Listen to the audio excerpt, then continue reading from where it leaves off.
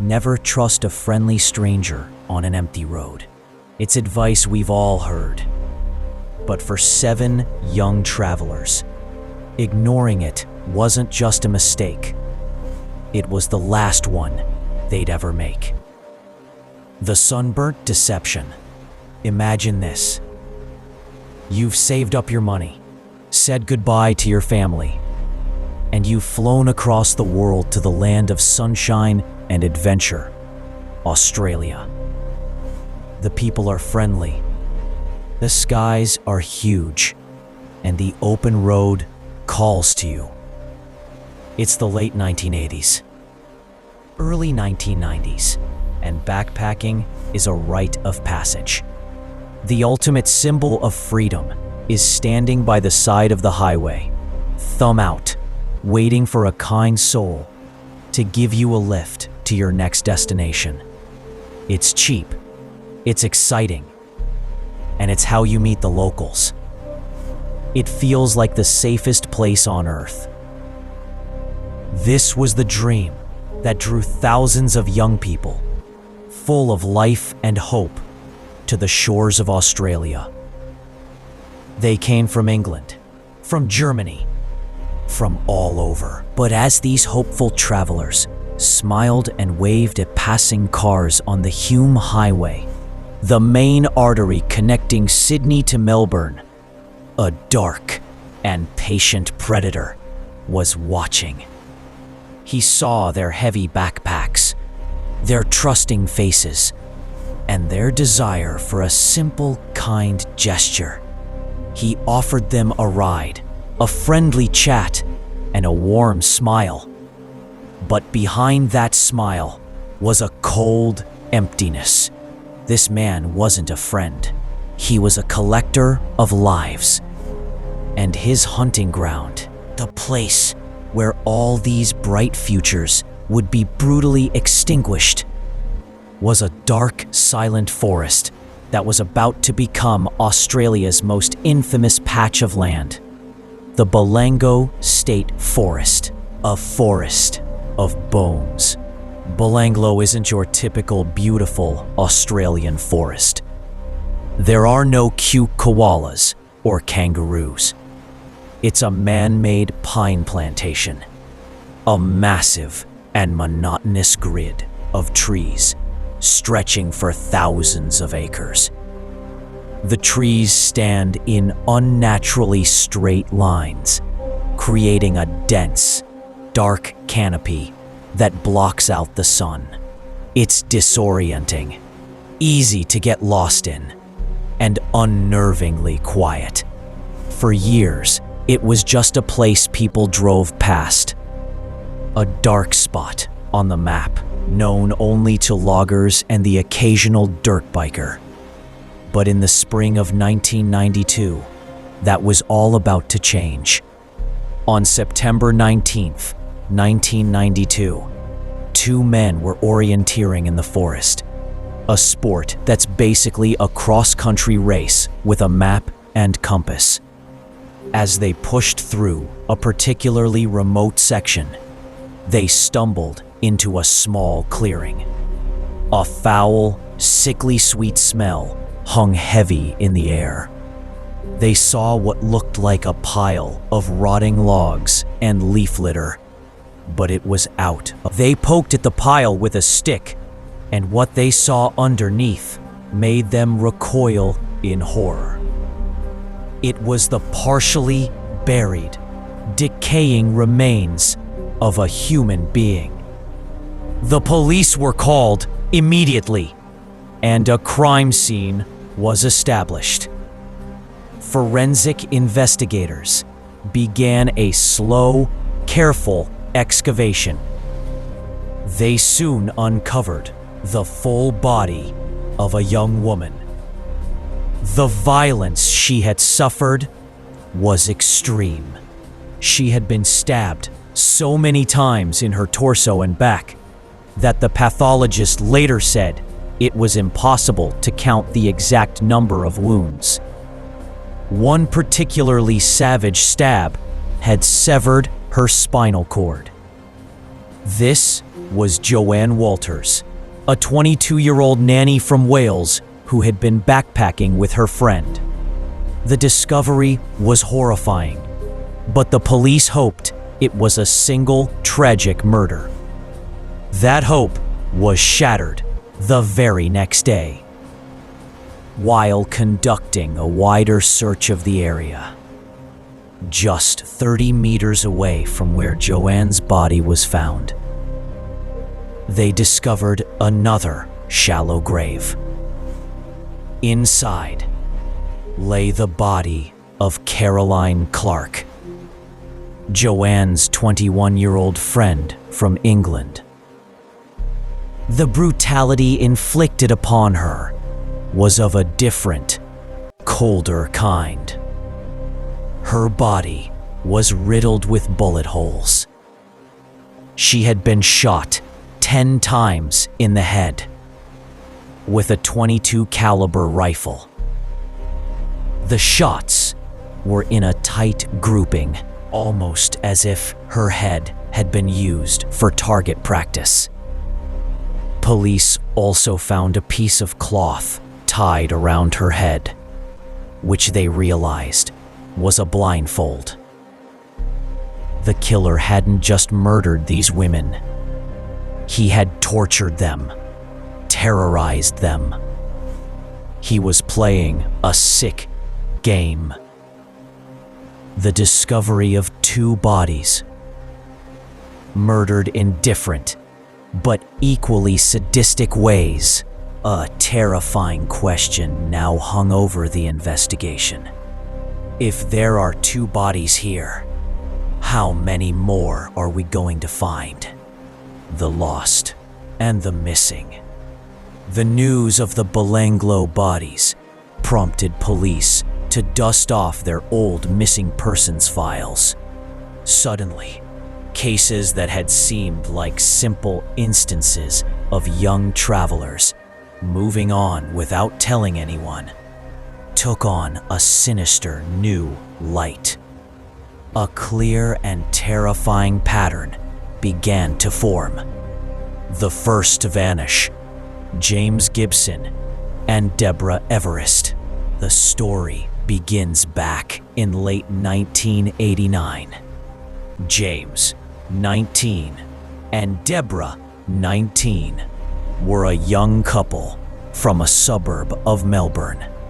They were adventurous and in love. They decided to head north to attend a festival near Sydney. On December 30th, 1989, they were ready to head home. They were last spotted that morning on the side of the Hume Highway, just south of Sydney, trying to hitchhike back to Melbourne. Then they vanished. Their families filed missing persons reports. Their parents were beside themselves with worry, but the police had little to go on. In a country as vast as Australia, it was easy to believe they had simply decided to go off-grid for a while. Their families waited by the phone for 3 long, agonizing years, hoping for any news. The girl from Germany, Simone Schmidl. Over a year later, in January 1991, Simone Schmidl, a 21-year-old from Germany, was having the time of her life backpacking around Australia.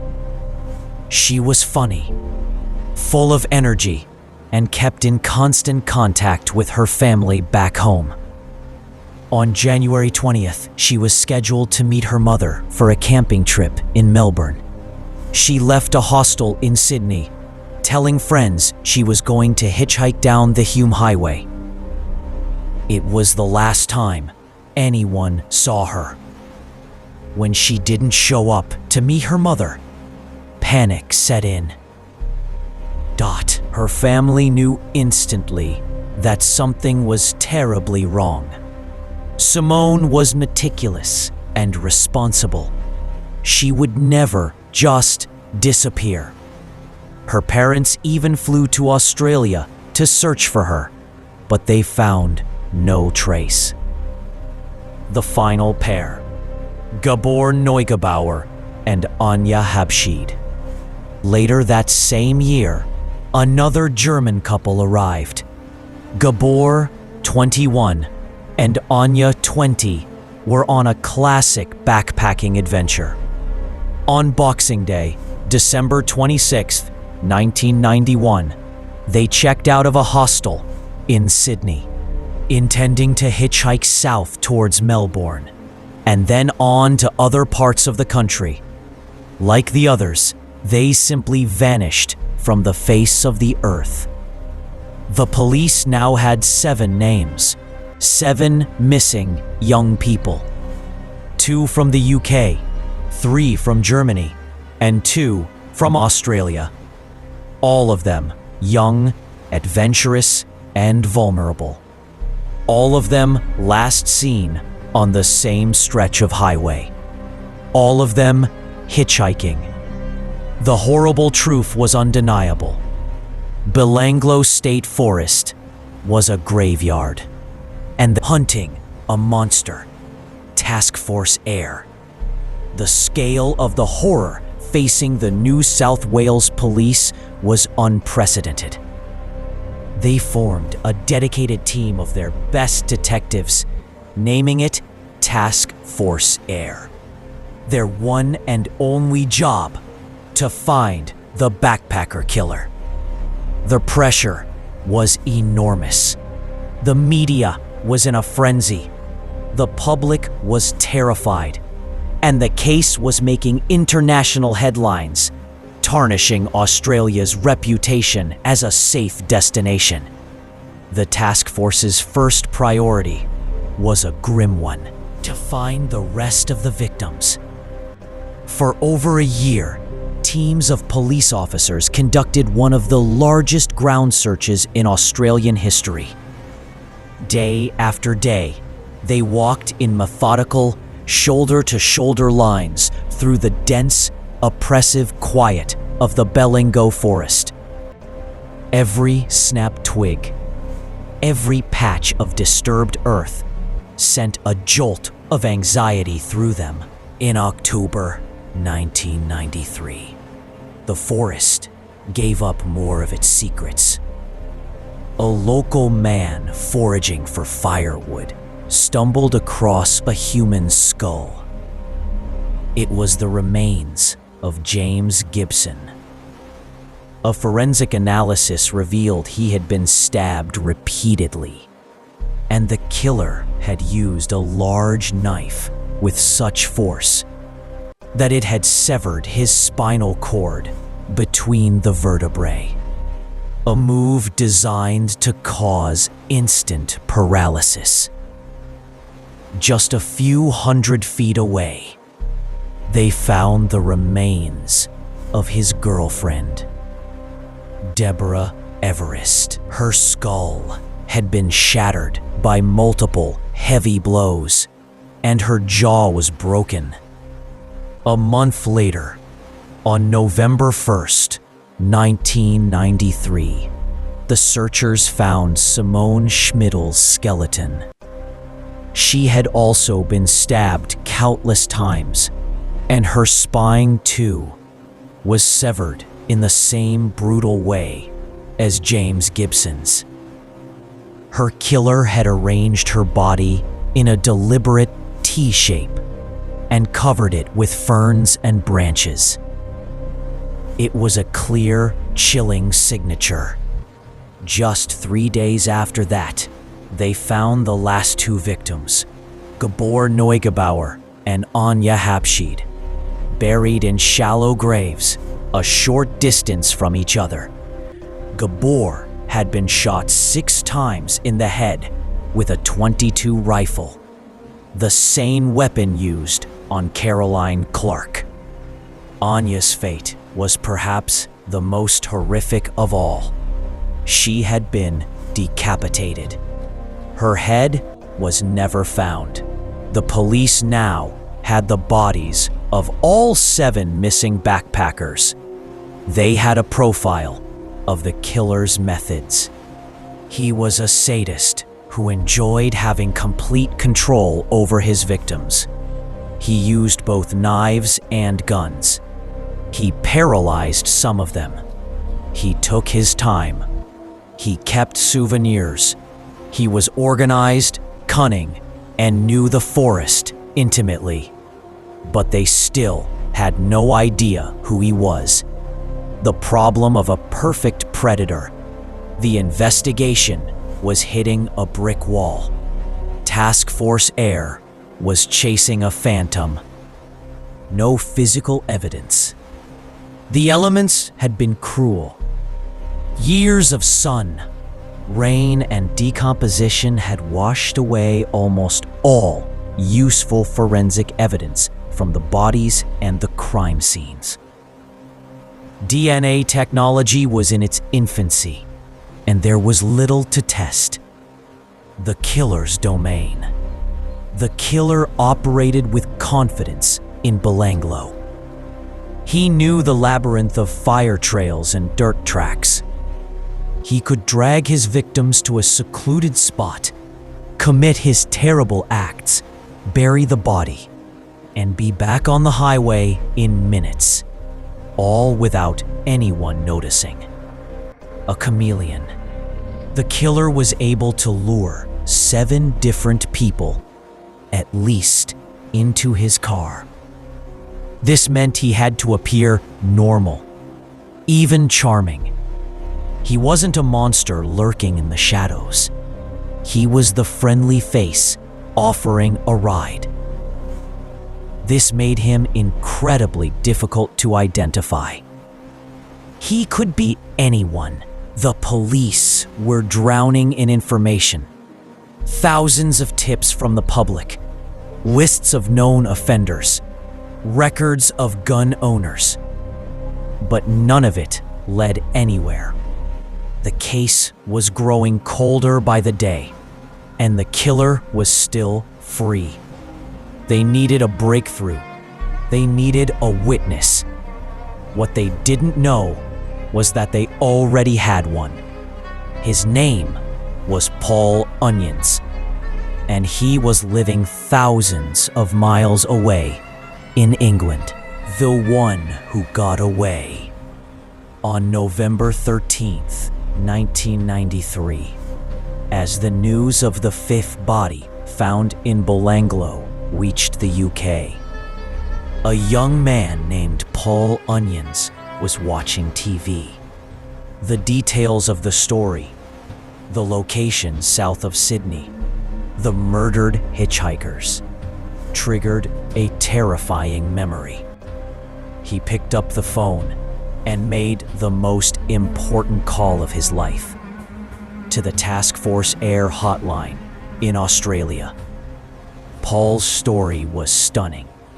He told the detectives that on January 25th, 1990, he was a young British backpacker trying to get a ride south from Sydney.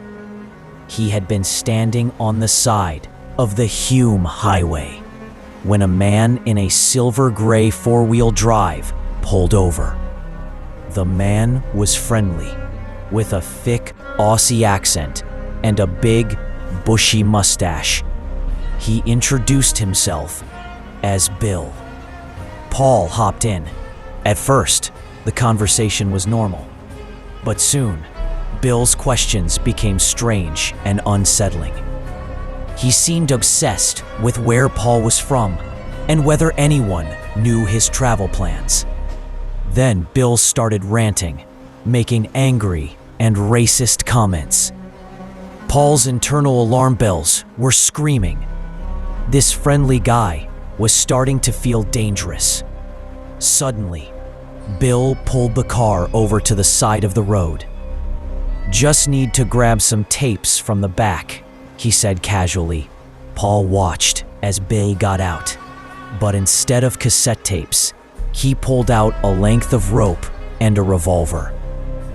The friendly mask vanished, replaced by a look of cold, predatory intent. "This is a robbery," Bill snarled. But Paul knew instantly it was much worse than that. In a split second of pure, adrenaline-fueled instinct, Paul clicked his seatbelt open, threw the passenger door open, and bolted. He scrambled out of the car and ran for his life, straight into the middle of the highway's busy traffic. Cars swerved around him. Bill yelled after him and fired a shot from the gun, but it missed. Just then, a woman from Canberra named Joanne Barry was driving by with her sister and 5 children. She saw a young man running towards her car, his face a mask of sheer terror. She slammed on her brakes. Paul yanked her car door open and threw himself inside, screaming, "He's got a gun! Drive! Go!" Joanne hit the accelerator and sped away from the scene, leaving Bill standing on the side of the road. They drove straight to the police station in the nearby town of Bowral. A terrified Paul Onions gave a detailed statement to the local police. He described the man, the car, the gun, the rope. The police took the report seriously, but with no one hurt and the attacker gone, it was filed as an attempted robbery and assault. No one could have known they had just taken a statement from the only known survivor of the backpacker killer. Paul, deeply traumatized, abandoned his trip and flew home to England a few weeks later. That 4-year-old police report, sitting in a dusty file cabinet in a small town, was now the single most important piece of evidence in the biggest murder investigation in Australian history. The name, Ivan Milat. Paul Onion's phone call electrified the investigation. For the first time, they had a direct description of the suspect from someone who had escaped his clutches. The old Bowral police report was immediately retrieved. It matched perfectly with the profile. The detectives also had Joanne Barry, the woman who rescued Paul, as a corroborating witness. She had seen the man and his vehicle. The task force cross-referenced the details with their existing list of suspects. One name jumped off the page: Ivan Robert Marko Milat. Ivan Milat, born in 1944 to Croatian immigrant parents, was one of 14 children. The Milat clan was notorious in the area south of Sydney. They were a wild, insular family obsessed with guns, hunting, and survivalism, and they had a long history of petty and serious crime. Ivan, in particular, was known for his charismatic but controlling personality. He had a meticulous, almost obsessive nature and a history of violence. Crucially, he had worked for years as a road worker on the Hume Highway. He knew every inch of the road and the surrounding areas, including the Balango State Forest. He also owned several properties in the area and was known to own guns, including a .22 caliber rifle. He even looked like the description given by Paul Onions.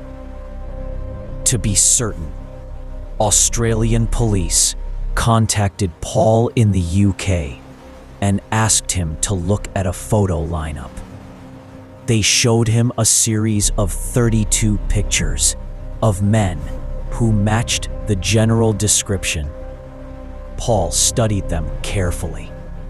When he got to photo number 9, he stopped. The man in the picture was older, but there was no doubt. It was the face of Bill. It was Ivan Milat. The net was closing. Police began a massive surveillance operation. They watched Milat's every move, 24 hours a day. They tailed his car. They listened to his phone calls. They interviewed his ex-wife and former girlfriends, who painted a picture of a manipulative, gun-obsessed man with a violent temper. One former partner gave them a crucial piece of information. She had given a statement to police back in 1990 about a friend of hers, Paul Onions, who had barely escaped from a man who tried to abduct him. That friend was Ivan Milat. The police realized they had been given the killer's name years earlier, but had failed to connect the dots. Now they were determined not to make the same mistake twice. The House of Trophies. In the pre-dawn darkness of May 22nd, 1994, a massive police convoy moved silently through the suburban streets of Eaglevale, Sydney. Over 50 heavily armed tactical officers surrounded the neat brick house at number 3 Cinnabar Street. This was Ivan Milat's home. At 6:30 a.m., they smashed down the front door. "Police, don't move!" The raid was swift and overwhelming. Ivan Milat, caught completely off guard, was arrested without a struggle. While Milat was being taken away, a team of forensic investigators began the painstaking process of searching his home. It soon became clear this was no ordinary house. It was a killer's den, a warehouse of trophies taken from his victims.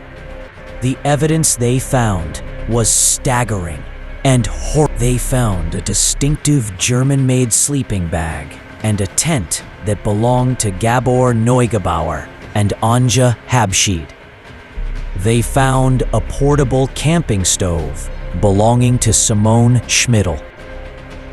They found t-shirts and other clothing items that belonged to Deborah Everest. They found a camera that belonged to Caroline Clark. In total, over 200 items linked directly to the 7 victims were found scattered throughout the house and in the homes of his mother and other family members. Even more damning was the discovery of the weapons. Hidden behind a brick in the wall of his garage, police found parts of a .22 caliber Ruger 10 .22 rifle. Ballistics tests confirmed it was the weapon used to execute Caroline Clark and Gabor Neugebauer. They also found several large knives and a homemade sword that matched the types of wounds found on the other victims. The house was a treasure trove of evidence, linking Milat directly and irrefutably to the murders.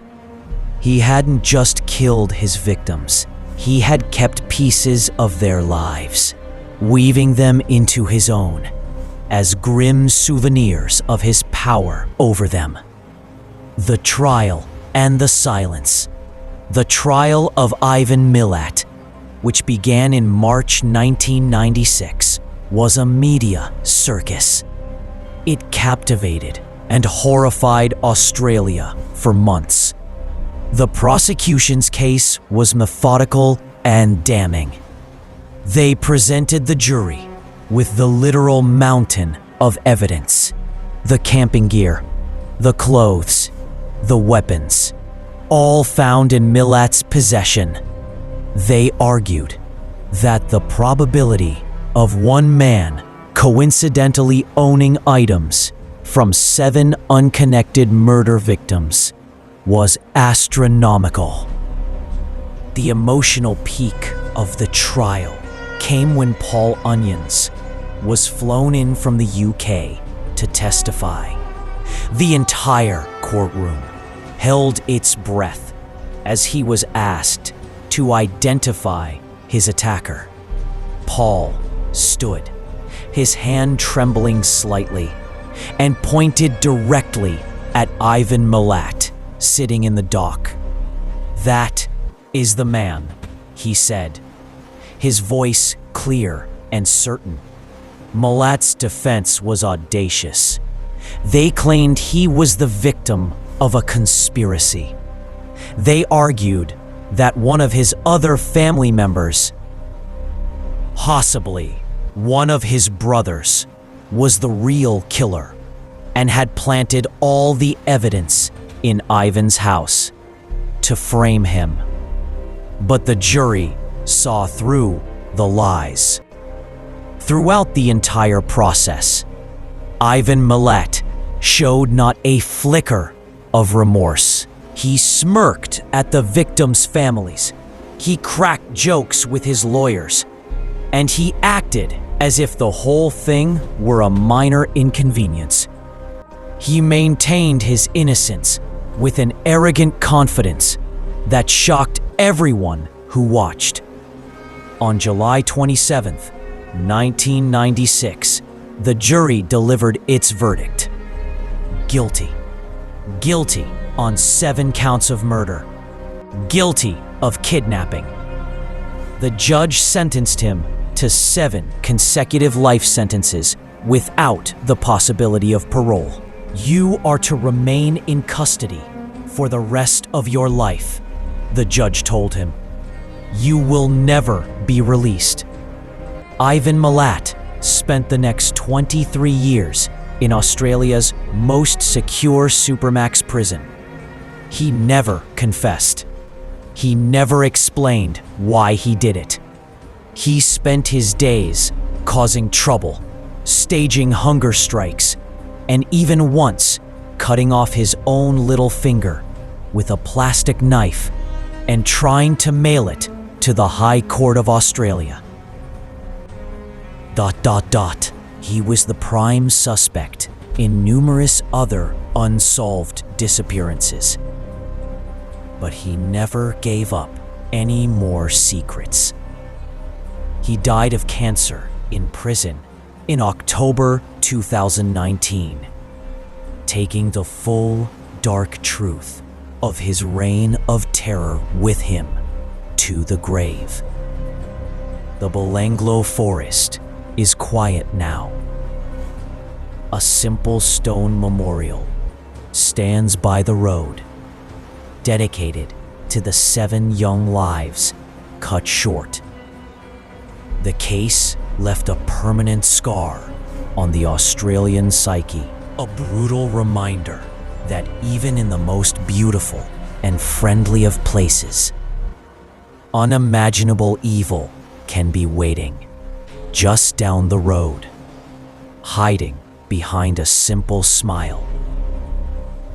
If you want to know more about chilling cases, check out the video on your screen about the twisted logic of the world's most infamous cult leaders.